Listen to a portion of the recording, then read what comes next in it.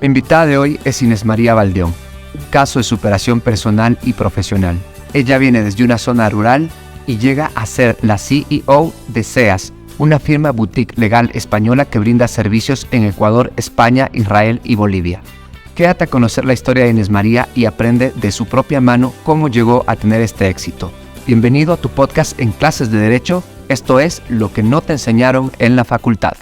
Hola amigos, ¿qué tal? ¿Cómo están? Bienvenidos a un nuevo episodio de este podcast en Clases de Derecho. Hoy es un episodio realmente muy especial porque, pues tengo el honor de entrevistar a una de mis docentes, pero además también una persona a quien no solo yo, sino creo que muchos de ustedes admiran por todo lo que ha conseguido. Pero como estábamos hablando en el tras cámaras, más que sus resultados, es importante ver su esfuerzo. Estoy aquí con Inés María Baldeón. Hola, querida doctora, ¿qué tal? Buenas tardes. Gracias por recibirnos aquí en las oficinas de Grupo SEAS. ¿Cómo estás? Yo muy agradecida, Andrés, por estar contigo, con todas las personas acá que nos están visitando. Muy emocionada de estar en mi país, así que feliz. Qué bueno, aprovechamos la oportunidad porque de hecho vives en España hace un tiempo, vamos a hablar de ese tema. Y aprovechamos, estabas por aquí como para tratar de hacer esto de esta entrevista presencial, que no hubiera sido lo mismo si lo hubiéramos hecho por Zoom, ¿no? Estoy de acuerdo. Entonces, yo cuando estaba pensando en qué le puedo preguntar a Inés María Baldeón, se me ocurrieron 3 puntos clave que creo que a mucha gente le va a interesar. Y me gustaría que hablemos del éxito que has tenido y de tus inicios, cómo ha sido tu lucha en todo este tema del derecho.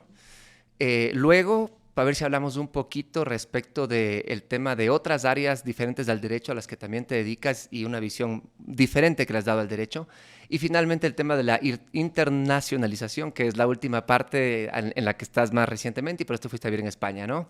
Entonces, ¿qué te parece si para la gente que tal vez es la primera vez que te ve en una pantalla, nos cuentas un poco de quién es Inés María Baldeón y qué es lo que vamos a poder escuchar de ella? Yo soy una persona que tengo 52 años de edad. Nací en un pueblo muy pequeñito de Chimborazo, que se llama Puela, con un origen campesino y de socioeconómico muy humilde. Y justo en abril de hace 29 años atrás, justo ahora, estoy cumpliendo 29 años de doctora en leyes y de abogada en jurisprudencia. Me gradué en la Católica con una beca de estudios que me dio la universidad por promedio de notas. Si es que no era la universidad con esa beca, yo no podía estudiar en esa universidad porque la economía de mi casa no me lo permitía. La Católica era de élite económica y también de élite intelectual. Entonces, la forma en la que uno podía estudiar ahí era esforzándose mucho y en mi caso, yo tuve una beca desde el segundo semestre de la universidad hasta que me gradué. Entonces, le debo toda mi formación académica de la universidad a los jesuitas.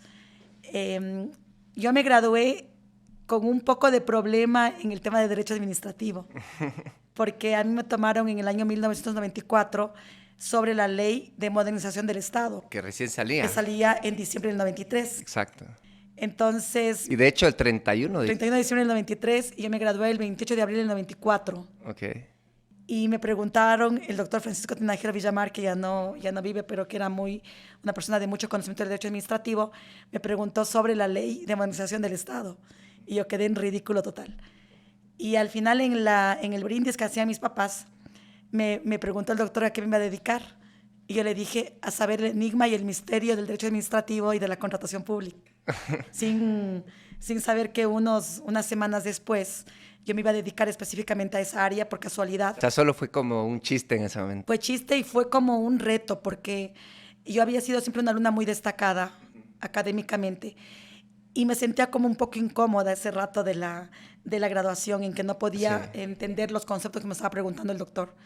Y a partir de ese momento comencé a trabajar en esta área que la dedico con pasión. Todo lo que significa el derecho público, el derecho administrativo, la contratación pública, aunque después he ido deviniendo en otro tipo de actividades. Pero ¿Cómo es al principio cuando sales de la universidad? ¿Cuántos años tenías? 23. 23 años. ¿Y cuál es tu primera experiencia, digamos, de trabajo? ¿Cómo te enfrentas? ¿Cómo ves a tus 23 años el mundo del abogado al que mucha gente se enfrenta hoy en día y realmente no sabemos para dónde caminar? Yo estaba claro que no quería ser empleada, ¿sí? Ni quería tener tampoco un nombramiento en el sector público. Tenía que irme contra la voluntad de mi mamá. Ella era profesora primaria y quería que yo como mujer tenga de alguna manera asegurado mi trabajo en el sector público o algún tipo de nombramiento. Y yo no quería. Y yo soñaba con que iba a tener la empresa que tengo ahora. Yo decía que voy a ir a traer empresarios de España y voy a hacer mucho tema académico en España. Yo de España conocía en el mapa. Nunca había salido del país. Uh-huh. Sin embargo, estaba muy clara en que yo quería generar un proceso de relación con las empresas. Siempre mi objetivo era ser abogada de empresas y dedicarme bastante a la academia. Tenía como un norte súper claro, o sea, una visión muy específica. A los 23 años sabía los nos y sabía los sís, pero los nos clarísimos. ¿Pero de dónde viene eso? Porque normalmente yo también estoy en la católica y realmente, por ejemplo, en la católica no nos inyectan ese querer empresarial. Y me imagino que hace un tiempo 29. atrás, hace 29 años, era incluso menos que lo que ahora. Entonces, ¿de dónde sale ese espíritu empresarial si en la universidad no se lo enseña? De mi padre, casi analfabeto. Papi tenía terminada la primaria y él se levantaba todos los días a luchar por sacar adelante a sus hijos, haciendo todo lo que sea humanamente posible desde el punto de vista de honradez, de trabajo, de generar valor a lo que él hacía. Él era chofer profesional, era agricultor y campesino. Entonces yo le veía a él con mucho ímpetu. Él era representante social de su pueblo chiquito, era presidente de la junta parroquial, era alcalde de su cantón. Entonces yo aprendí mucho con él. Yo me enamoré mucho de lo que es el derecho, de lo que es el emprendimiento de mi papi. Okay. Y la educación de ser una niña muy estudiosa de mi mamá. Okay. Porque mi mamá era profesora primaria, ella me enseñaba a hablar en público, ella me enseñaba cómo tenía que escribir. Entonces yo era muy buena alumna gracias a mi mami, pero emprendedora por mi papá. Y si tenías claro el tema de que no querías ser ni servidora pública ni empleada, ¿cuáles fueron los primeros pasos que tomaste en ese momento? Arrendar una oficina en Santa Prisca, en un edificio que hasta ahora existe, que tiene 7 pisos, pero que el ascensor siempre está dañado. Así que yo tenía que subir 7 pisos por las escaleras. ¿Sola o con compañeros? Mi hermana. Ah, ok. Mi hermana, ella trabajaba en una empresa privada. Ella ganaba un sueldo, trabajaba medio tiempo y el resto del medio tiempo se iba a trabajar conmigo. Y las dos comenzamos Grupo SEAS. ¿Ella también es abogada? Ella se graduó de abogada después. Pero ¿y en ese momento? Ese momento era estaba graduándose de ingeniera comercial. Ah, ok. O sea, entonces realmente no vino por los conocimientos jurídicos, sino por el conocimiento en empresa. Sí. Y empiezan desde ahí Grupo SEAS. Empezamos las dos. Ajá. Hay un montón de anécdotas porque nosotros contestábamos el teléfono diciendo que habíamos más personas en la oficina, pero éramos dos, disimulábamos mucho la voz. O sea, como que importa mucho no solo el ser, sino el parecer también, el tema de los negocios, ¿no? Y yo iba con mi papi, que todavía, a Dios gracias, vivía en esa época, a dar mis capacitaciones en pueblitos de provincia, ¿sí? Sobre lo que es el derecho empresarial, sobre cómo hay que hacer emprendimiento. Y decía que voy de Quito, entonces la gente de provincia decía, viene una persona de Quito, se graduó en la Católica, entonces qué chévere. Ah, qué chévere. Pero íbamos con mi papi literalmente los dos a que yo hable y papi me ayuda a repartir las carpetas de las capacitaciones que hacíamos en su época. O sea, este era un tema en que, por ejemplo, no sé, dabas capacitaciones en derecho empresarial, no sé, a los grupos, a las cámaras, a los campesinos. ¿Eran unas capacitaciones, entiendo, cobradas o gratuitas? Cobradas. Como efecto de hacerte conocer. Eran cobradas, pero yo les decía a ellos que es como un beneficio, pero con lo que me pagaban yo podía vivir. ¿Por qué? Porque yo no necesitaba mucho económicamente para vivir. Pero el verdadero interés, ¿cuál era? El darme a conocer. Darte a conocer, sí. Para que estos campesinos pues, te puedan contratar. Sí. El darme a conocer, estaba en Cotopaxi, en Chimborazo, fuimos a Pastaza, íbamos a provincia. Ok. ¿Y cómo empezaron a ser los primeros clientes? ¿Cuáles fueron? ¿Fueron este tipo de personas tus primeros clientes? Después de unos meses salió un anuncio en el periódico, en El Comercio, en donde buscaban un asistente jurídico para la Cámara de la Construcción de Quito. Yo entré a trabajar en la Cámara en octubre de ese año, del 94. A los pocos meses de graduada de abogada, salió un anuncio en la Cámara de la Construcción que buscaban un asistente jurídico y ponían entre los requisitos que sepa contratación pública. ¿Okay? Y yo no cumplí la promesa con el doctor Tinajero, porque después de mi graduación me dediqué más al derecho laboral, al derecho empresarial, pero no a la contratación pública. Entonces, yo en el bus que me iba a la Cámara de la Construcción, abrí la ley de contratación pública, que la compré recién, y la iba leyendo. Y fui a la entrevista, y en la entrevista el gerente general, Miguel Ulloa, que me iba a hacer la entrevista, tuvo un problema con una trabajadora, que esa trabajadora le alzó la voz. Entonces, cuando yo entré a la entrevista, Yo dije, si es que va a entrevistar de contratación pública, no voy a poder decirle nada. De derecho laboral sí sé un poco más. Entonces le dije, qué barbaridad, cómo se deja gritar de esta persona, ¿no? Entonces me dijo, ¿y usted sabe eso? No, por supuesto que sé. Entonces nos puede ayudar, claro que sí. Le puede poner ¿Cómo memorando claro. y todo eso. Y después al final me dijo, ¿y de contratación pública qué sabe? Digo, mucho más que de derecho laboral. Yo no sabía nada. Solo fue la impresión. O sea, pero me gusta esta historia porque yo tuve una muy parecida.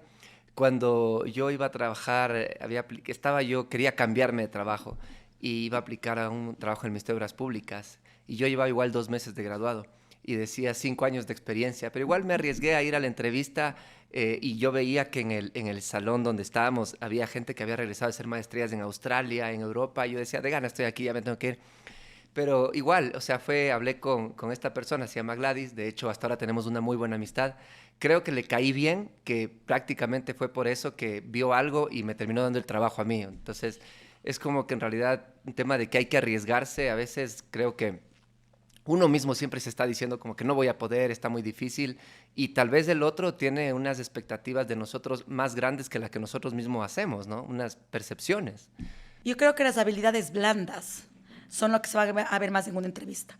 La postura corporal, el dominio de voz, el sentirse un empoderado.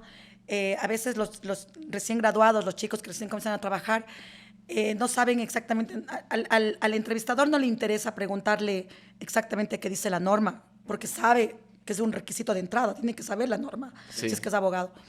Pero es cómo te enfrentas, o sea, es el aprender a saber dominar tu cuerpo, dominar tu mente para poder hablar. Entonces, creo que eso sí hace falta mucho que nos formemos en capacidades blandas. El tema de la empatía, Sí. el clima que se tiene ese rato en la conversación, yo creo que es súper importante. Yo era muy arriesgada con eso. Sí, a mí me enseñaron eso desde pequeñita, en mi casa, mi Finalmente familia. uno dice, ¿qué puedo perder? ¿No? Tal vez me dice, no es del trabajo para ti y ya. El tema es que me contrataron como asistente jurídica, ganaba un muy buen sueldo, creo que 2 o 3 veces más que el sueldo básico, Ok. que para mí era muy bueno. Pero yo entraba como asistente jurídica del doctor Genaro Guiguren. Ah, ok, ¿Ok? sí. Entonces, yo dije, el doctor Genaro Guiguren, él sí sabe contratación pública y al final es de aprender algo de contratación pública. El doctor Genaro Guiguren, una semana después de que yo estuve en la Cámara de la Construcción como asistente de él, me dijo, Inés María, yo renuncio, pero voy a recomendar que se quede usted como directora jurídica. Y yo le dije, ¿cómo va a quedar directora jurídica si tengo 23 años y si no sé hablar de contratación pública?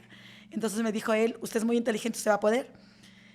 Y claro, el Genaro salió, quedó como consultor externo de la Cámara, pero él recomendó que me nombren a mí de directora jurídica. Y yo a Genaro le tenía llamando por teléfono todas las veces, cada rato. Y mi presidente de la Cámara de ese momento era Ernesto Martínez Cobo, el presidente fundador de Semaica. Era un señor que le decían de apodo loco porque era histérico. Y yo me hice mucho del carácter del Ernesto, porque él fue mi jefe y él fue una persona que presionó muchísimo en mi formación. Tuve la suerte de tenerle a él como presidente de la Cámara. Era una persona que él dominaba los temas de ingeniería, los temas de derecho público, aunque no era abogado. Entonces me formé con personas como él. Hay un montón de presidentes porque yo pasé 10 años en la Cámara de la Construcción renovándome cada año mi puesto, que era de libre remoción.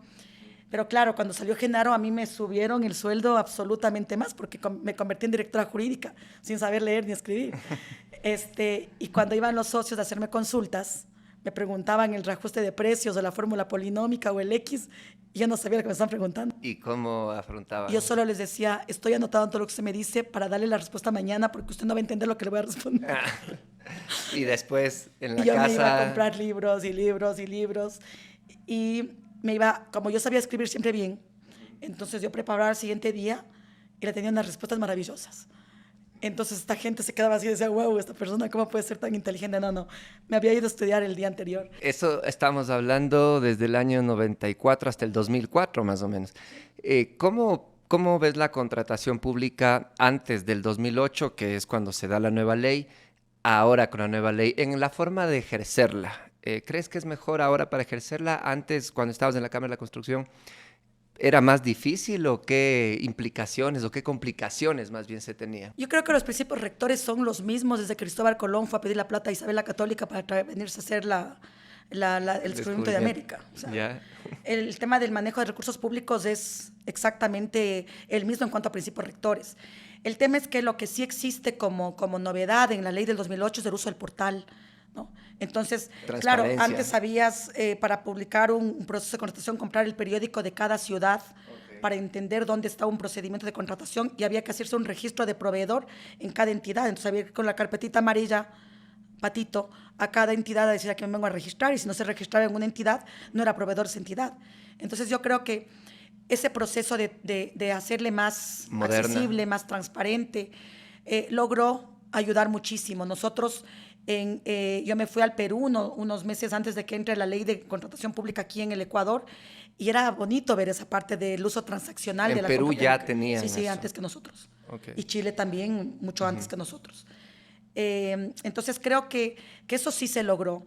Ahora, sí se puede decir que se nota más corrupción, ¿no? Claro, pero no es que antes no había, ahora se nota. Se transparenta. Claro. Entonces tienes un portal al cual puedes acceder y puedes encontrar a quién adjudican los contratos, en qué monto, que antes era mucho más difícil acceder a esa información. Eso es como una vez escuché un podcast que decía que pensamos que hoy en día hay más violencia que antes, pero es porque hoy todos los días los medios nos están presentando una noticia de violencia. Tal vez antes había mucho más, pero como nadie lo presentaba, no teníamos esa percepción de peligro, ¿no? Sí. Entonces, pues, interesante el razonamiento. Y bueno, y vamos entonces, llega los 10 años después de la Cámara de la Construcción. ¿Y qué pasa después? ¿Por qué sales de ahí? ¿Por qué me sacaron? A ver, yo estaba ya, mi puesto no debía de durar tanto, porque cada vez que venía una lista distinta, o la A o B o C, cada uno venía con su abogado. El tema es que a mí en 10 años, distintas listas me tenían confianza y me ratificaban, pero cuando ya entré al año 10, el presidente de la Cámara decidió que yo no tenía el perfil que requería un abogado como él, que era el presidente. Entonces yo estaba muy contenta de estar en la Cámara, vino un día en la tarde, en enero del 2004, a decirme, Inés María, gracias, que le vaya bonito. ¿Y había proyectos o era un tema de te encontraste frente a nada? Me encontré frente a nada. O sea, bueno, yo tenía ya Grupo SEAS, pero una oficina ¿Qué pasó chiquita. con Grupo SEAS en ese momento? ¿Solo siguió como una oficina? Era una oficina pequeña. Ok. Y yo, aunque tenía un trabajo de medio tiempo en la Cámara, me dedicaba el tiempo completo y el adicional, porque soy una trabajadora de más allá de 8 horas. O sea, pero en la Cámara solo era medio tiempo. Era solo medio tiempo. Ah, ok. Sí, sí. Pero y con buen sueldo. Y con un muy buen sueldo, muy buen sueldo. Para mi época y para mi realidad, muy buena. Y yo ya estaba casada, ¿sí? Viene un día el señor presidente de la Cámara y me dice, gracias. Yo no podía decirle que no, porque no tenía relación laboral, se me acababa el contrato y me sentí en el vacío, ¿sí? Comencé a buscar de nuevo el periódico, porque tenía que llenar una parte. Yo soy sostén de hogar en mi casa. Mi esposo trabaja conmigo, pero la que maneja principalmente la economía de mi casa soy yo. Y comencé a buscar entonces otro tipo de fuentes de ingreso, pero creo que yo después de mucho rato le di muchas gracias a esa ocasión, porque si es que este señor no me decía que salga de la Cámara, yo nunca salía de la Cámara y nunca hubiese hecho crecer a SEAS, porque cuando yo salí dije, ahora sí me toca ir a buscar qué más tengo que hacer, ya no tengo ese sueldo o esa zona de confort. Y hubieron muchos socios de la Cámara que me llamaron a decir, oye, ya saliste de la Cámara, entonces te puedo dar trabajo como abogado. Uno de ellos, Ernesto Martínez, el señor con el que había aprendido mi carácter. Me dio trabajo como abogado in-house de Semaica. Comencé a tener otro tipo de asesorías a otros clientes. Y también tuve un año en el único año que yo pasé en el sector público, de todos mis 29, pasé uno en el sector público, que fue cuando fui vicepresidenta jurídica de Andinatel. Uh-huh. Ese fue un proceso que sacaron en concurso abierto, que era supuestamente una empresa, sociedad anónima, que parecía que era sociedad de derecho privado. Al final era solo el nombre, porque el tema se manejaba como una institución de derecho público, con todo el tema político y todo. Pero yo entré como vicepresidenta jurídica de esa institución teniendo 33 años. También era muy joven para ese puesto, tenía guardaespaldas, chofer, secretaria, toda esa... me había hecho guapa frente a un montón de gente. En esa época, me cuando, visitaba todos, todo el cuando mundo. todos tenían teléfono. Claro, claro. Cuando me fueron a poner el teléfono en mi casa. Claro. En Riobamba, yo había pedido un montón de años que pongan el teléfono, la línea telefónica no me ponían. El día que estaba asumiendo el puesto, estaban Ahí fueron a poner 20 gentes poniendo el teléfono en ese momento que suspendí para que eso no ocurra. Pasé un año ahí en Andinatel, me dio una trombosis venosa profunda, entré en un estado de estrés absoluto y me dijeron que en las próximas 24 horas era posible que yo muera o que me vaya el trombo al corazón o al pulmón. Me lograron detener rápido, pero claro, entré con un pronóstico reservado, salí de Andinatel. Por mucho trabajo. Yo tenía miedo de irme a la cárcel cada rato, o sea, decía, ¿qué me va a pasar aquí con tanto que manejo? Tenía que firmar un montón de papeles. Se manejaban cientos de millones de dólares en Andinatel. Entonces tenía pánico, decía, Dios mío, y ahora si es que por ahí no hago bien la cosa. Yo dirigía a nivel nacional la parte jurídica, dirigían cientos de abogados en Andinatel. Entonces siempre tenía un montón de presión y fue cuando salí de ahí de Andinatel. Y nunca más he vuelto al sector público, ni al que aparece, ni al que... ¿Saliste de Andinatel por el problema médico? Sí, sí. ¿Y después cuánto tiempo estuviste como que en recuperación? No, casi enseguida volví a trabajar en la... Pero, y después ya de Andinatel, seguiste otra vez con el tema de vamos a hacer crecer el Grupo SEAS. ¿Cuáles dirías que, por ejemplo, fueron tus principales pasos clave o estrategias o consejos que tal vez en ese momento hiciste y que ahora le servirían a alguien que quiere salir y que realmente aspiraría? Porque todavía tal vez hay personas que cuando hablamos de Grupo SEAS no se dan la idea, pero bueno, pues Grupo SEAS es una empresa que no solo está en el Ecuador, sino está ya internacionalizada y es uno de los principales referentes en el derecho ecuatoriano. Entonces, de llegar a una pequeña oficina, a eso seguramente a todos les interesa ver, bueno, ¿qué empezaste? Porque muchos quieren seguir esos pasos. Yo nunca he trabajado 8 horas diarias, ¿sí? Y un montón de tiempo no sabía que hay sábados y domingos. De lunes a domingo. Sí. Yo trabajaba todos los días, hasta ahora sigo trabajando mucho, a mí me encanta trabajar. Si es que alguien me decía que me quiere ver a las 7 de la mañana o a las 10 de la noche porque me quiere que le ayude con un tema, yo estaba ahí disponible siempre. Siempre he intentado ir estudiando más. Yo siempre he sabido escribir bien y hablar en público, entonces aproveché mucho eso porque yo iba escribiendo artículos, iba publicando esos artículos en ediciones legales. Con Eugenia Silva me publicaba desde años luz atrás lo que yo escribía en el Boletín del Constructor. Okay. Cuando yo estuve en la Cámara escribí el Manual Legal del Constructor y escribí 50 artículos indexados de especialidad ahí en el Manual Legal del Constructor. ¿Lo que escribías lo enfocabas para otros abogados o para tus para potenciales clientes? Solo para constructores. Y eso exigía obviamente que bajes un poco el nivel Sí. de no vamos a hablar de conceptos jurídicos, No. sino escribir... Para ingenieros. Para ingenieros. O para gente que no sabe el derecho. Y ya te lo daban a conocer ellos, los medios en los que estabas te los daban a conocer. Sí. Y imagínate hoy en día que realmente ya no necesitas de que alguien te publique porque tienes redes sociales. Tal vez si es que alguien aplicaría esta forma, por ejemplo, ¿qué le dirías a alguien que ahora en el día tiene redes sociales y quisiera empezar a hacer lo que tú hacías? ¿Qué consejos le darías? Yo creo que es buena las redes sociales, ayuda muchísimo porque ese nivel, por ejemplo, de cercanía, los jóvenes llegan mucho más fácil a un montón de gente a través de redes sociales, del Instagram, TikTok, todo esto que llegan mucho más los jóvenes, ¿no? Pero yo sí sigo creyendo en que hay algunas cosas que no van a desaparecer. La literatura jurídica es un elemento esencial, o sea, no sé si es que escribiéndolo con menos páginas, más resumido, pero yo sí sigo creyendo que es parte de nuestra actividad porque es doctrina. Entonces la doctrina no va a estar escrita en un podcast. ¿Y no has pensado que tal vez, por ejemplo, a mí hablando de este tema libros, por ahí dicen que los siguientes libros ya los va a escribir la inteligencia artificial? ¿Qué piensas de eso? ¿Piensas que tal vez los autores, digamos, del derecho vamos a ponernos en riesgo porque la inteligencia artificial puede venir a escribir los siguientes libros de derecho o no? Y yo tengo 20 posgrados, un postdoctorado en inteligencia artificial. Creo que soy una de las personas que más títulos de posgrado tiene en el Ecuador. y he escrito más de 200 libros y artículos indexados de alta especialidad.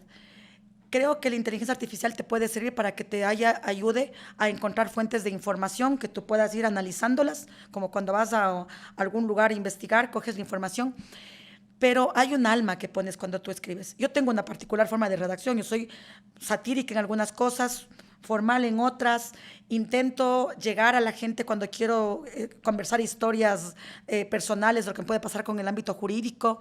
Entonces, si bien la inteligencia artificial te ayuda, ¿sí? Hay un tema que se llama emoción, que se llama alma, que se llama ser humano, que jamás va a ser reemplazado, que te va a ayudar a que no te demores 40 días en estar sacando información y que te demoras 40 minutos, ok, pero el Andrés artista Moreta siempre va a ser el humano. Es un artista. Juan Pablo Aguilar es un artista, Inés María Valdeón es un artista en la parte del derecho, entonces cada uno tiene su estilo. Imagínate que venga alguien de robot en esto. Sí va a ser importante. Si es que uno se cree que solamente puede ser repetidor de normas como abogado, sí va a haber un problema. Pero cuando tú le pones pasión en lo que haces, la inteligencia artificial no te pone pasión, pues te puede decir muchas gracias, qué amable que eres, todo lo que tú quieras te puede responder automáticamente, pero no está el alma detrás. Y creo que los seres humanos sí tenemos eso como factor diferenciador. No, qué interesante. Y justamente con este punto que dices, vamos a ir a la segunda parte de la entrevista, donde vamos a hablar de ese nuevo rol que tiene el abogado.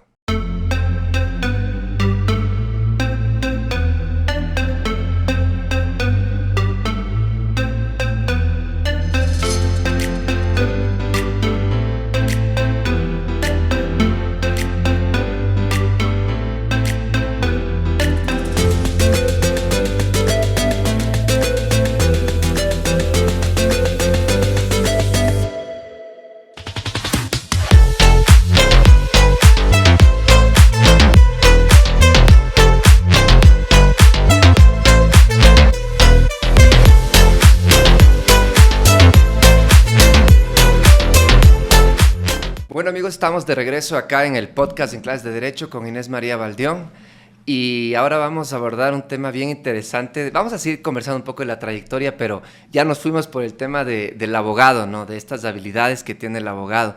¿Qué piensas tú que hoy en día los abogados necesitan para, digamos, poder triunfar? Y me refiero ya sea que estén en el libre ejercicio, ya sea que estén en el sector público. Igual, en el sector público también se puede ganar espacios para ascender, ¿no es cierto? En el sector privado también. Entonces, ¿cuáles son esos requisitos y prácticamente de tu receta? Porque eres una abogada que no ha seguido la receta tradicional. Por ejemplo, sé que tienes estudios en lo que es como neurolingüística y negocios también. ¿Qué consejos le das a los abogados para que podamos también aprovechar esa experiencia que tienes? Poner un factor diferenciador, no copiar textualmente lo que otro hace, sí tomar como referencia lo que otro hace, pero ¿qué es lo que pasa a veces? Que si me pongo, porque está de moda ponerme una oficina de divorcio, 40 oficinas de divorcio a su lado, ¿no? Uh-huh.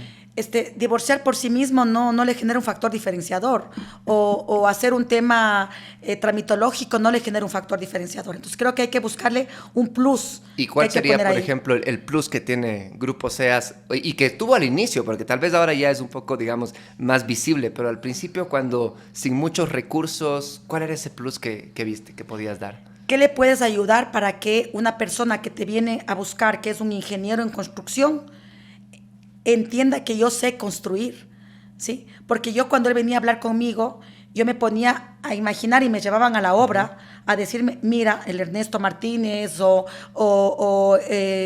un montón de constructores que me llevaban y me decían, quiero que veas cómo es la caída de la pendiente, para que veas cómo se pone la capa de imprimación en el asfalto. Uh-huh. ¿Sí? Entonces, yo tenía que ir visualmente a ver. Uh-huh. A veces los abogados esperamos que nos llegue la información y no queremos leer un plano. Sí. Y yo aprendí a leer planos, porque tenía que leer planos. Wow. Y cuando discutía con un ingeniero, no es que yo llego a construir, claro, pero yo me peleo del tú a tú y le digo, sí, pero 3 centímetros parece que es muy poco, porque la capa de rodadura debería ser de 5. Entonces te comienzas a discutir ese tipo de cosas. Claro. Si yo soy abogada de constructores, tengo que saber el negocio de la construcción.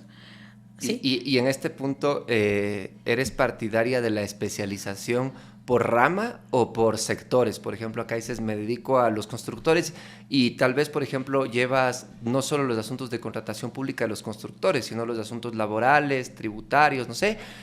¿O crees que es mejor la especialización por rama? Es decir, yo me dedico al derecho de la contratación pública, pero atiendo a constructores, atiendo a consultores. ¿Cuál de las dos tomaste tú y cuál crees que es la mejor? Yo quiero que mi cliente no sienta que me está pagando un dinero, sino que yo le estoy aportando valor para generar un negocio.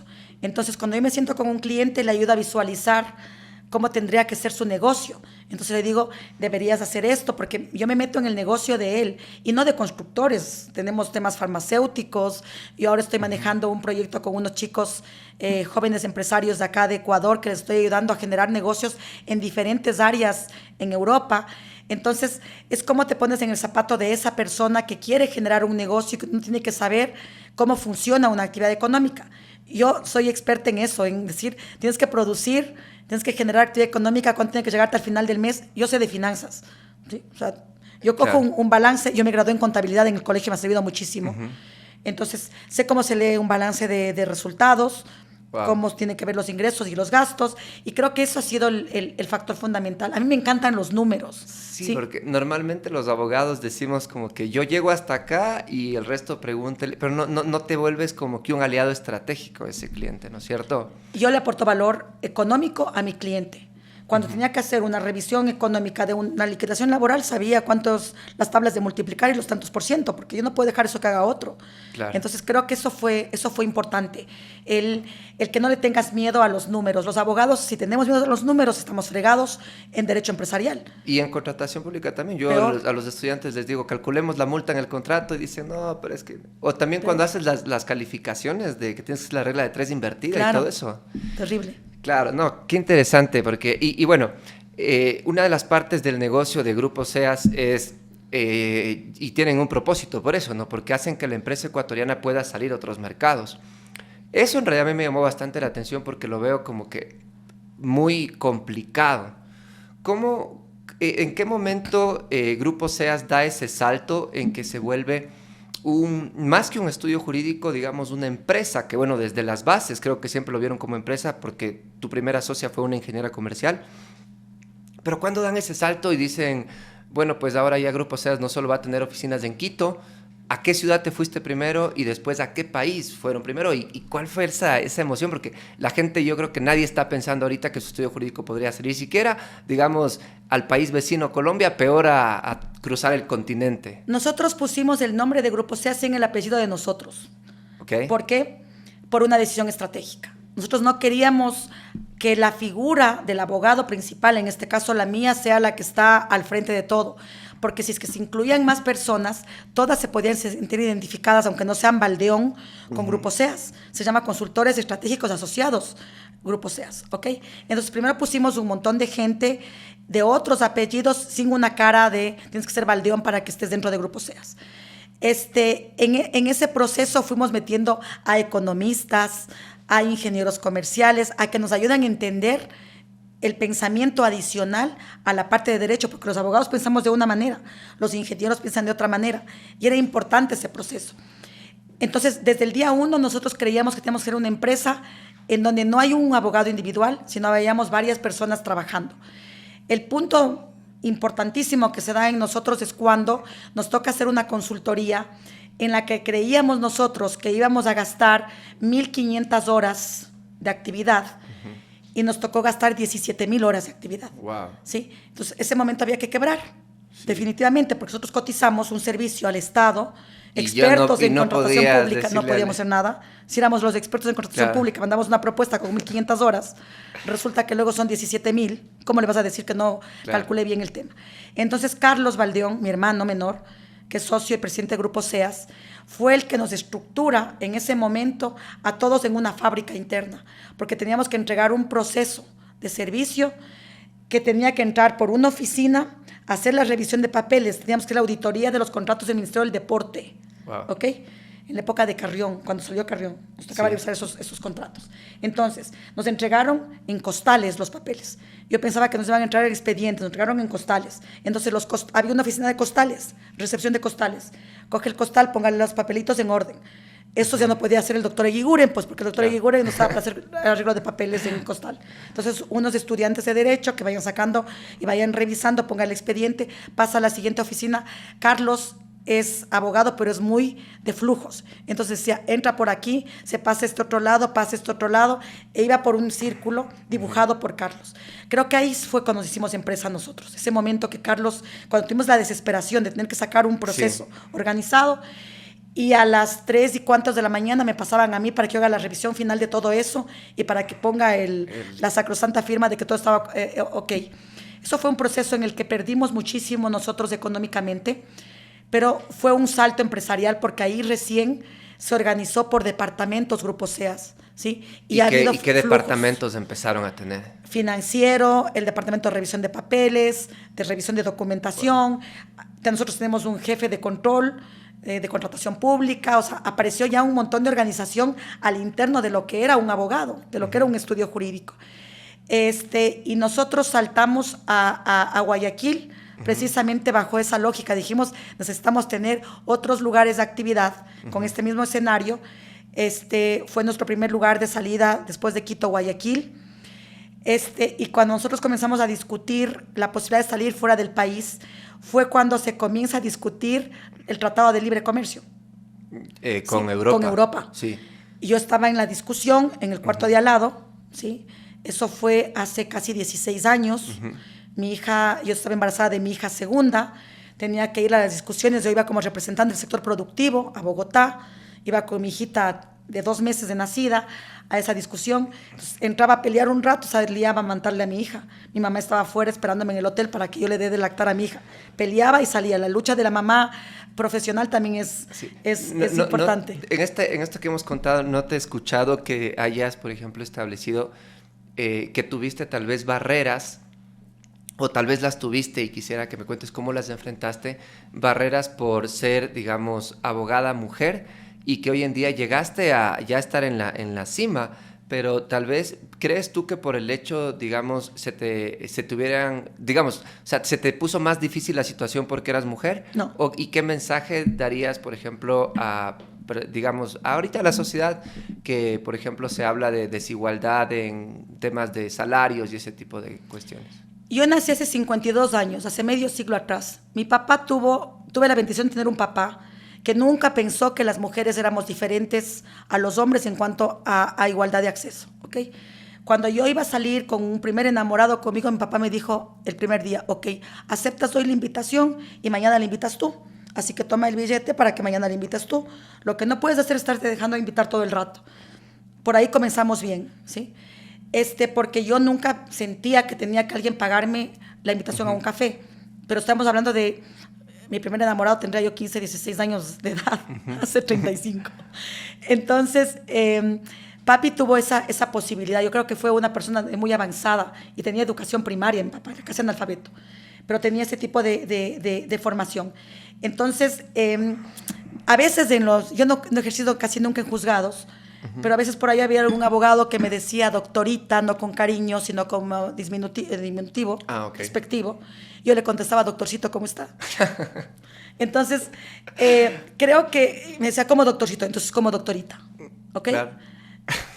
Creo que el carácter, yo tengo un carácter fuerte siempre, y aunque alguien me haya querido hacer sentir mal, yo no me he dejado hacer sentir mal. Sí, no he ido a buscarle a alguien que me proteja para que me dé poniéndomela, sí, sino, a ver, yo puedo defenderme sola.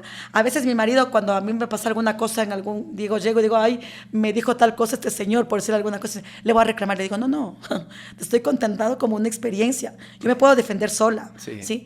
Y a mi hija yo le enseño también eso. Sí, con mi hijo tengo que luchar porque mi hijo es un poco machista, insistiendo a que no lo sea. Sí. Pero yo creo que uno tiene que, como familia, yo a mi hijo le enseño mucho a que tiene que respetar el espacio de una mujer, y mi hijo sabe eso. Mi hija está clarísima en esa parte, porque yo también estuve clara en eso. Entonces, ¿cómo yo fui accediendo a puestos? Porque yo tenía que seguir estudiando. ¿Sí? Claro. Yo me accedí a todo lo que yo pude porque dije, tengo que tener maestrías, tengo que tener doctorados, tengo que tener postdoctorados, y nunca me he cansado en seguir preparándome y estando al frente. Así que Todos mis clientes han sido hombres.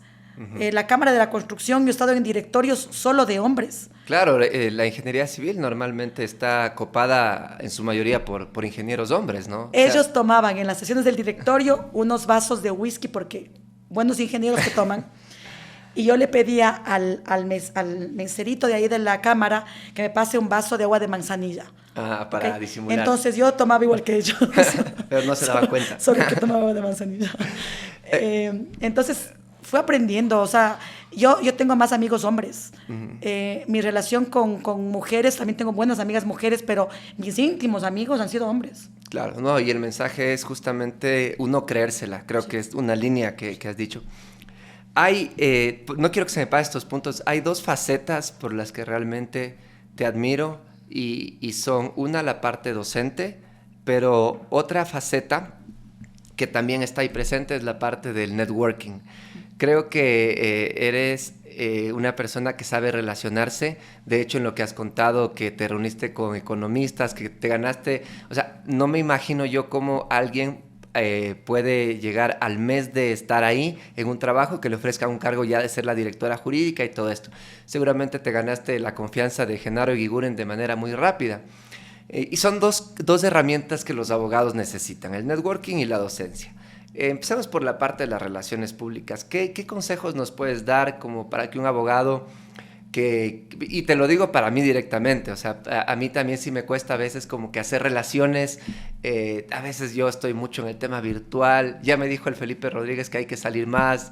¿Qué consejos nos das a los abogados para hacer crecer nuestro círculo de contactos, de amistades, que a fin de cuentas pues son los que nos pueden llevar a mejores oportunidades de trabajo? Cuando vamos a una fiesta y va un mariachi, al final del mariachi, el señor va repartiendo la tarjetita del mariachi loco. Sí. ¿No es cierto? Sí. Hay unos que cogen, le dicen muchas gracias, otros que le dejan por un lado. Sí, pero este señor, entusiasmadísimo, siempre deja la tarjeta. Yo siempre digo que yo soy la que reparte la tarjeta del mariachi loco. Porque uno tiene que ir y presentarse y decirle, aquí estoy, hola, ¿cómo estás? Y hay que buscar cualquier tipo de pretexto. Qué frío que está, ¿no? Sí. Pucha, qué miércoles, cómo nos está yendo mal con el vestido rojo. O sea, hay que buscar una forma de conversar, de acercarse a conversar y entender que puedes conversar con el señor mensajero o guardia de un lugar de la misma manera afectiva que lo puedes hacer con un ministro. Porque lo que necesitas es verle a la cara y atenderle y tratarle como persona. Entonces, a mí me ha aventajado mucho el que yo vengo del campo, ¿sí? Y a mí mi papá me decía que cuando yo regrese a mi pueblo es de muy poquita gente. Entonces, me decía que cuando yo regrese, estas personas me van a ver qué tanto he cambiado, o si me he hecho creída, o si me he hecho odiosa, o si sigo siendo la misma. Entonces, como le tenía a mi papá acá encima, yo cada vez que llegaba tenía que ir a saludar con afecto a todos los señores que estaban ahí. Eso es un tema de networking total, porque vas y le dices, ¿y cómo está? ¿Y cómo va su hijita? ¿Y cómo va el sembrío del maíz? ¿Y qué tal las Claudias? ¿Y qué tal las manzanas? Entonces vas generando un tipo de acercamiento y te van diciendo, ay, qué bueno esta señora, a pesar de que se le ve que está en otro lado, sigue siendo muy cercana. Entonces creo que si nosotros somos auténticos, y te acercas con tu forma de ser a las personas y saludas a la gente, no solo en el momento de una necesidad, sino en cualquier rato. O sea, caminas por la calle, yo me subo a un taxi, voy en la gran conversación con el señor taxista, me entro a una panadería y estoy preguntándole cómo se hace la masa de pan. Entonces, creo que es... Ahí te vas como entrenando para cuando tengas ya la conversación, digamos, que tengas que ya sacar temas de conversación y estés como dices, frente a un potencial cliente. Es que todos son potenciales clientes. Todos son tus potenciales clientes. Lo que no puedes ir con los dólares en los ojos, sino con la posibilidad de que cualquiera de esas personas te van a ayudar en cualquier momento de su vida. Okay. ¿Sí? Entonces, a mí me encanta esa parte. Yo hago mucho networking en España, porque yo aquí en Ecuador me conocía con un montón de gente, pero literalmente cuando yo me voy a España, no conocía a nadie. Entonces, yo me puse como tarea. Todas las semanas tengo que conocer 4 personas. Entonces, ¿qué haces? Veo los cafés jurídicos o veo la presentación de la Cámara de Comercio. Van a hablar sobre esto, listo. Me preparo y al final hago una pregunta inteligente. Digo, perdón, soy Inés María Valdeón, le quiero preguntar sobre tal cosa, pero pongo un dato por ahí importante y me dicen, wow, esta señora chiquita, ¿de dónde es? Y por el hecho de incluso hasta el acento que es diferente ya llama la atención, ¿no? Sí. Wow. Y yo me he hecho hasta la fecha, ya no es que tengo todos los amigos que tengo en el Ecuador, pero ya tengo bastantes amigos en España, en donde tú vas buscando cómo acercarte. Es un tema de no ir por, hoy voy a trabajar para buscar clientes, sino voy a buscar con quién me hago amiga. Entonces, claro, creo que tengo una posibilidad natural de irme acercando a la gente y de ir conversando. Es el relacionamiento que consigo para que después alguno diga, cierto que puede haber un cliente por ahí. Y una vez que, digamos, también, ¿cómo ves de importante ese contacto ya con el cliente? Digamos, alguien que ya es tu cliente, ¿crees que es importante que el abogado vaya forjando una relación de amistad con ese cliente? Porque a veces los abogados incluso decimos, ya me está llamando o algo así, o no sé, pero ¿cómo ves ese tema de la relación? Yo me sé lo que le pasa al nieto, lo que le pasa al sobrino, si es que se peleó con la mujer, cuándo se regresaron de a buenas con los... Me sé todo. Y no todas las llamadas son para casos jurídicos. Casi nunca. Una llamada más a mí para me llaman para decirme, oye Inés María, me siento solo, tomémonos un café. Chévere, y nos tomamos un café y no le voy a facturar por la tomada del café, pues estamos conversando de cómo educas a tu hijo, estoy con un problema de mi hijo adolescente, yo también tengo una hija adolescente, ¿cómo lo hacemos? O sea, ¿siempre lo hiciste o cuando ya, digamos, no, porque siempre, claro, uno podría decir como abogado, no, es que yo recién estoy empezando, si yo me voy a tomar un café con el cliente, capaz que me toca hasta invitarle a mí, no puedo, en cambio ahora que ya tengo mi tranquilidad en el trabajo, pero siempre porque las buenas acciones creo que dan los resultados, ¿no es cierto? Yo sigo conociendo a la señora que me cuidó a mí cuando yo tenía 3 años de edad. Uh-huh. ¿Sí? Y me abrazo con la señora y saludo con la señora. Tengo la virtud, creo que sí, de acordarme todos los nombres de todas las personas que me han ayudado en la vida. Qué bueno. Con nombre y apellido, con gente que toda la vida me dio una mano y que yo digo, es la señora tal que vive en la calle tal y que nos dio tal día un pan o que nos dio tal cosa. Entonces, creo que eso sí, yo me acuerdo mucho de la gente que me ha ayudado. Intento no acordarme de la gente que por ahí me ha hecho alguna cosa mal porque se me va de la memoria más fácil, pero de la gente que me ha ayudado, sí, muchísimo.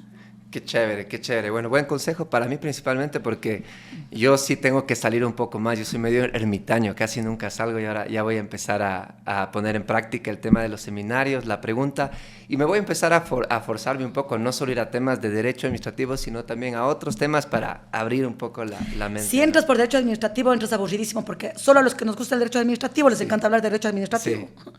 Pero sí les gusta hablar de otras cosas. Sí. O sea, encontrar identidad de temas comunes. Y de conocer gente que no sea abogado también, ¿no? Porque ahí están nuestros clientes, digamos así. Yo tengo muchísimos amigos abogados, pero si estoy en el colegio de abogados, capaz que conozco a menos gente que si estoy en la Cámara de Comercio o en la Cámara de la Construcción o en el grupo de mujeres. ¿Por qué? Porque yo en estos lugares hago mucho más relación. Totalmente, sí. Y bueno, y la parte que tampoco quiero que se nos pase es el tema de la docencia. ¿En qué universidades das clases? Porque estabas dando clases también en España, ¿no es cierto? Y eso es algo súper admirable. ¿En qué universidad allá? En Castilla-La Mancha y en la Complutense ahora. ¡Wow! ¿Qué clase das ahí? Derecho de la contratación pública, igual que, pero con relación a Europa. ¡Wow! O sea, es ya realmente otro nivel. Sí, sí. Soy parte de la Real Academia de Jurisprudencia en España. Soy la única latinoamericana que está en la Real Academia de Jurisprudencia en España. Todos son personas bastante de más edad que yo. Esto lo preside el rey de España, Felipe VI. Y me relaciono en la parte docente por lo que he escrito artículos indexados. Ahora escribí uno con el auspicio de varios académicos y de varias organizaciones académicas sobre un tema que te va a romper la cabeza porque es irse contra el principio de racionalidad administrativa. Yo presento una corriente de pensamiento doctrinario que se me presenta ya como española, aunque sigo siendo ecuatoriana, en donde yo cuestiono la racionalidad administrativa y digo que hay más emoción que racionalidad en la toma de decisiones. ¡Wow! Qué interesante este tema. La parte docente es un tema que necesitamos hablarlo, yo creo que un poco más en extenso, entonces vamos a nuestro segundo corte de este podcast para continuar hablando con Inés María Baldeón. Ahora puedes calcular tus plazos de manera automática con el respaldo de Legalité. Ingresa a www.terminosyplazos.com y rellena los datos del formulario. Los feriados nacionales ya están cargados. Si necesitas añadir feriados locales, debes hacer clic en agregar feriados. Dale a calcular y mira tu resultado donde se indican los días no descontados y los que faltan para el vencimiento. Puedes agendarlo automáticamente en tu calendario para que no no se te pase la fecha. Y si te fue útil esta información, compártela en tus redes sociales para que más colegas lo sepan. Bueno amigos, tercera parte del episodio con Inés María Baldión, qué interesante. Vamos ahora a hablar de la última parte de su gran trayectoria, que es la parte docente. Nos estaba comentando que está dando clases en la Universidad Complutense sobre contratación pública de la Unión Europea, que realmente es un tema que de acá lo vemos muy lejos, pero qué interesante. Primero quería preguntar, bueno, eres parte de esta Academia de Jurisprudencia de España, única latinoamericana. ¿Qué diferencia ves primero en cuanto a los estudiantes de España frente a los estudiantes de Ecuador? ¿Cómo lo aprovechan o cómo lo desaprovechan? Son más lindos los ecuatorianos. Los ecuatorianos son mucho más interactivos, son mucho más exigentes, entran a la clase con más ganas de cuestionar, de aprender. En la parte de derecho yo creo que acá Ecuador tiene una excelente formación de abogados. España también. Lo que pasa es que la cátedra es magistral, mucho más magistral, ¿no es cierto? Entonces creo que ahí más vas a receptar que a intercambiar. Allá es así. En España, Okay. más receptas que intercambias. Acá en Ecuador yo creo que hay mucho más intercambio, más discusión de casos. Creo que eso es interesante de Ecuador. Yo hice una maestría en comunicación corporativa en la Complutense el año pasado, precisamente porque creía que era importante ver los temas de crisis reputacional en la compra pública, ¿sí? Entonces comenzamos a manejar un escenario de eso dentro de la Complutense, ¿no? El cómo le mezclas o cómo interviene la comunicación en crisis, la comunicación corporativa en temas de contratación pública, que era siempre mi área de especialidad, y el manejo de todo lo que tiene que ver con el networking también en contratación pública, el manejo de la mente y las emociones en la contratación pública, o sea, todo lo que yo he ido haciendo alrededor de la actividad distinta al derecho en específico ha tenido que ver con negocios o con comunicación, pero vinculado de alguna forma con los temas de contratación pública. Qué interesante. ¿Y cómo ves, por ejemplo, es que aquí en Ecuador los estudiantes son más interactivos, pero crees que te pasa, digamos, tal vez, cómo es tu relación con los estudiantes? Aquí das clases en la Universidad Andina, Sí. ¿no es cierto? Ahora estás dando solo de manera online, pero esta semana fuiste a dar clases presenciales. En primer lugar, ¿diferencia entre virtualidad y presencialidad? Total. ¿Cuál prefieres? La presencial, solo que yo necesariamente por estar en España no puedo dar clases presenciales. Claro. Pero si yo estuviera aquí en el Ecuador y me hicieran optar por la una o por la otra, yo me iría por la presencial. Sin embargo, hay mucha gente de provincia. Sí, que lo valora mucho. Que valora mucho la clase virtual, Sí. porque si no, no podría venir Claro. a la universidad. Sí, totalmente. Entonces yo creo que en eso está haciendo muy bien la Universidad Andina. Es como híbrido, da unas clases híbridas Sí. cuando los profesores son presenciales, ¿no? No, yo también me gusta mucho la virtualidad, pero también estamos haciendo ahorita ya nuestros primeros cursos presenciales y hemos visto una diferencia total, la emoción que se siente, no solo aprendes, te ríes, conversas, pero... Tomas café, pero también sí veo eso de que la gente que no está, digamos, en Quito, valora mucho. Sí. Es algo que, por ejemplo, tuvimos el año pasado la conferencia contigo del curso Express y realmente, por ejemplo, gente de Esmeraldas, de Zamora, de Loja, tal vez difícilmente se iba a encontrar con una conferencia de Inés María Baldión y Marco Morales en el mismo escenario que con la virtualidad fue posible. Sí. Pero bueno, sabiendo que la virtualidad es una realidad, en cuanto a la educación virtual, ¿qué consejos nos puedes dar a los profesores que queremos que nuestras clases virtuales no sean aburridas? Que lo que no se pueda ver por YouTube sea una clase virtual, porque algunos vamos a escuchar la clase y parece el YouTube. Okay. Entonces, para eso mejor prende el YouTube. Sí. O sea, déjele actuar al alumno, que le pregunte, que intercambie. A mí me gusta mucho hacer teoría de casos, ¿no? Okay. Entonces, llevar los casos, resolverlos, porque para que le escuchen un monólogo al profesor, prefiero prender el YouTube y escucharle al profesor. Creo que es difícil hacer una clase virtual en Derecho, pero no es imposible hacerla atractiva. Yo intento en lo que puedo, aunque sé que es estar en un Zoom tenazmente cuadrado, pero intentar acercarse a través de, vamos a resolver ese tema, vamos a hacerlo mucho más activo, más interactivo. Para promover esa interacción, ¿eres de las profesoras que pregunta puntualmente a alguien o dice, a ver, quién sabe? Hago de todo, soy muy... No sigo, si es que me siguen, digan que siga orden, estoy fregada. ¿Por qué? Porque puedo percibir a veces y digo, hoy han amanecido un poco con dolor de algo, hoy están medio deprimidos. Para que se siente en el Zoom, no, pero se siente en el Zoom sí. también.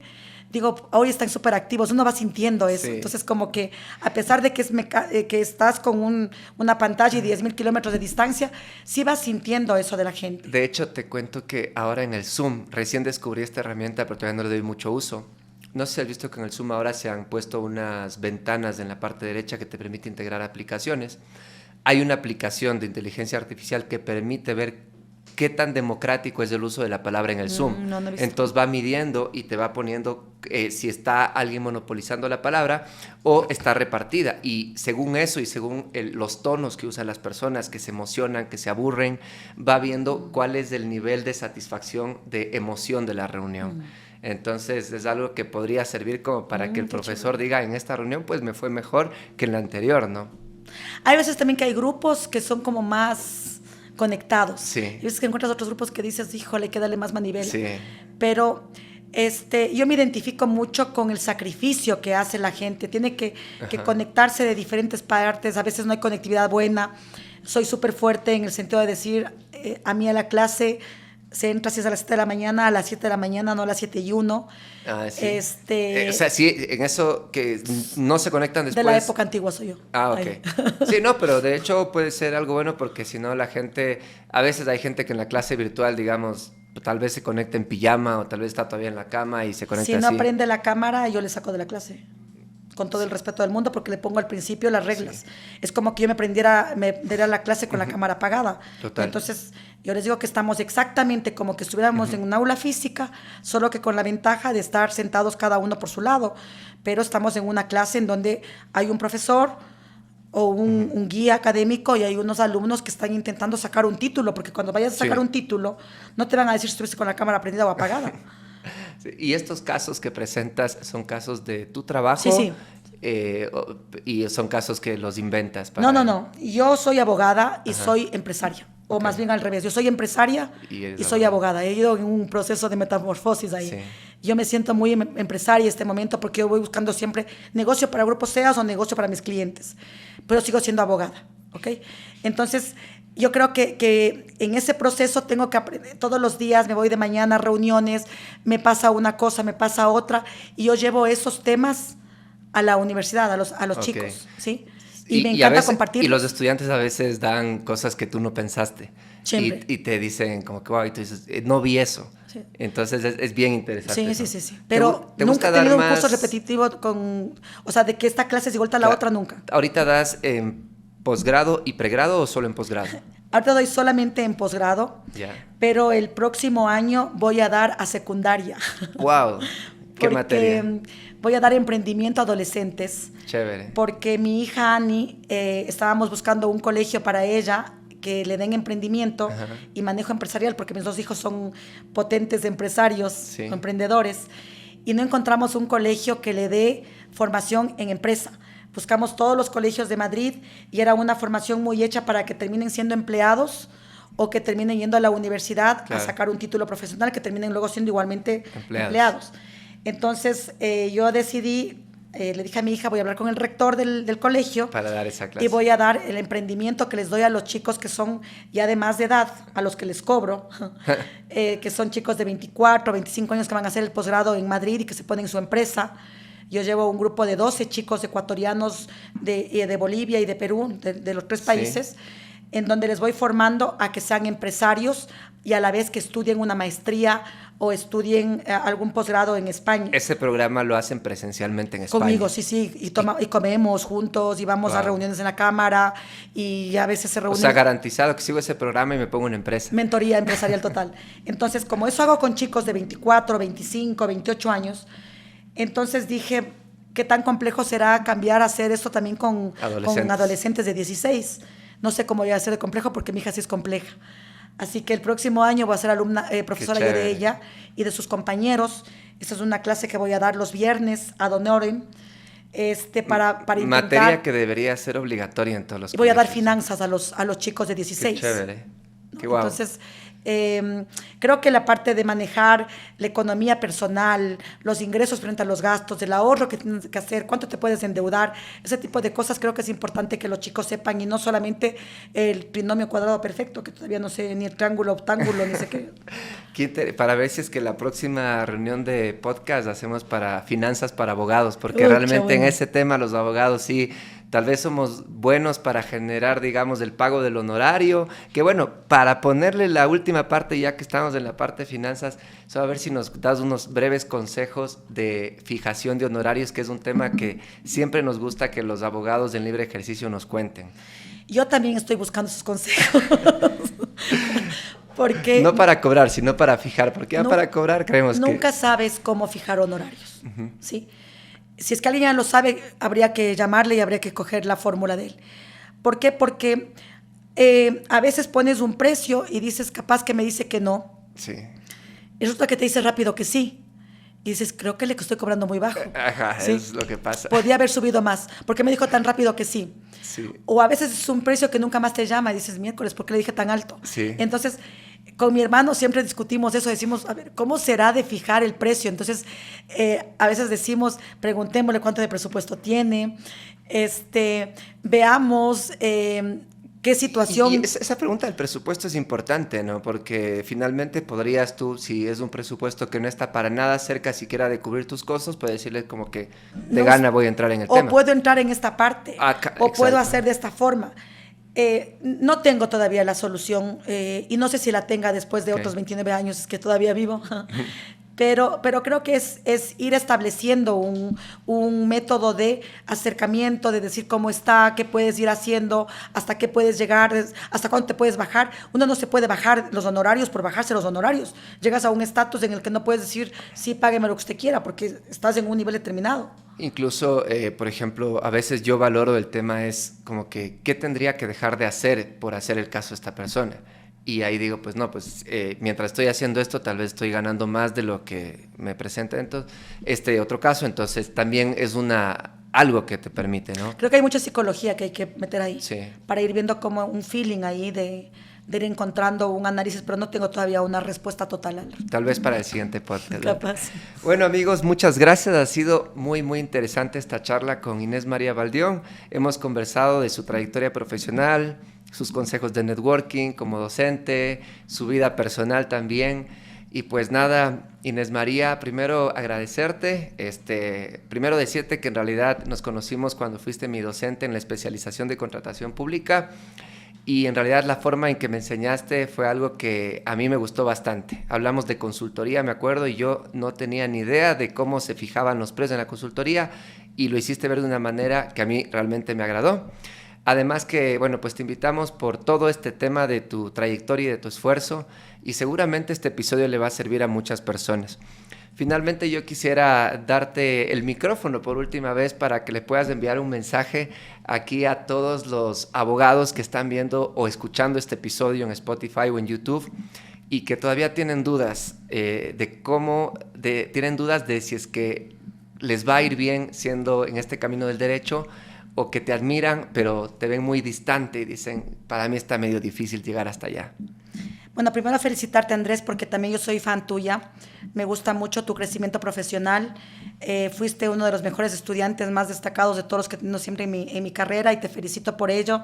Sé también tu pasión académica. Yo también la tengo en la sangre desde mi abuela, que ha sido profesora, mi mamá y mis tíos. Para ser académico docente se requiere tener sangre, vena, pasión para ello, y te felicito por esa parte. A los abogados, yo soy un testimonio viviente de una persona que he nacido de carencias materiales absolutas. Yo no tenía para poder comer el día de mañana. Mi padre terminó la primaria, mi mamá tenía educación de profesora de escuela. Nosotros tenemos una situación económica súper difícil, pero yo me creí mucho y yo me sigo creyendo. Uno tiene que creer mucho en lo que uno es. Eso no es vanidad, eso es autoconvencimiento de que uno vale, ¿sí? Y yo creo que tenemos que estar autoconvencidos. Si a mí me preguntan mis hijos qué quisiera hacer, a mis hijos les dijera que sean abogados, no quieren ser abogados. Y cualquier persona que me pregunta qué quisiera hacer en su vida, le dijera, sea abogado. ¿Por qué? Porque es una profesión hermosa. si es que uno se dedica a ponerle valor a esa profesión. No me voy a dedicar a hacer lo que todo el mundo hace. Constitución de compañías, sí, ¿qué valor le genera una constitución de compañía per se? Pero sí, ¿qué le puedo agregar desde mi concepto personal? Entonces, creo que eso tiene que ir buscando cada uno y poner ese factor diferenciador. Nosotros este rato estamos en 4 países. Estamos en Israel, en Bolivia, en España y en Ecuador. Somos, se trata de una compañía española con presencia en esos 3 países adicionales, pero nacimos en el Ecuador. Yo me siento orgullosa, feliz de ser ecuatoriana. En cualquier parte del mundo, en Israel o en España, sigo diciendo que soy ecuatoriana. En mayo seré española, pero sigo diciendo que soy ecuatoriana. Sigo diciendo que soy de Puebla porque soy de ahí, no renuncio a mis raíces. Tengo mi familia campesina, primos que lavan ropa ajena, gente que se dedica al campo y me siento orgullosa de ello.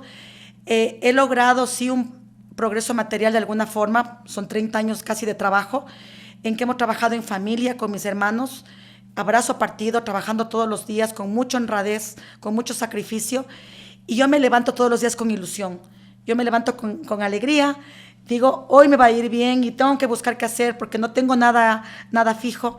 En España ha sido durísimo hacerlo y me levanto y digo, sí lo puedo hacer. Tengo una marca país detrás. Sé que represento a un montón de mujeres que se sienten identificadas conmigo, a un montón de gente de provincia. Cuando mis alumnos me preguntan o me dicen, es que usted no sabe lo que es, le digo, espérate un segundito, que yo sé lo que es. Sé lo que es estar embarazada y estar con el bebé en brazos. Y yo no he tenido tiempo de pedir permiso a alguien para que me deje 15 días o un mes a cuidar a mi hijo, porque yo era autónoma siempre, entonces tenía que mantener a mis hijos al lado mío para poder a la vez trabajar. Este edificio, en la parte de arriba, funciona mi casa, entonces construimos así con la finalidad de que yo pueda subir y bajar a verles a mis hijos, a ver que mi sobrina crezca. Somos unos hermanos, como cualquier familia pobre, materialmente, pero que decidimos unirnos para trabajar en conjunto los 3. Creo que uno puede sacar adelante la profesión, creo que puede sacar adelante el ser ecuatoriano. No nos podemos huir de este país. Yo no me fui de este país huyendo, yo me fui porque dije yo puedo seguir haciendo más cosas por mi país fuera también, y lo estoy haciendo. Y creo que los chicos de la universidad, los de pregrado, no solo en abogacía, están en la obligación de sacar adelante este país.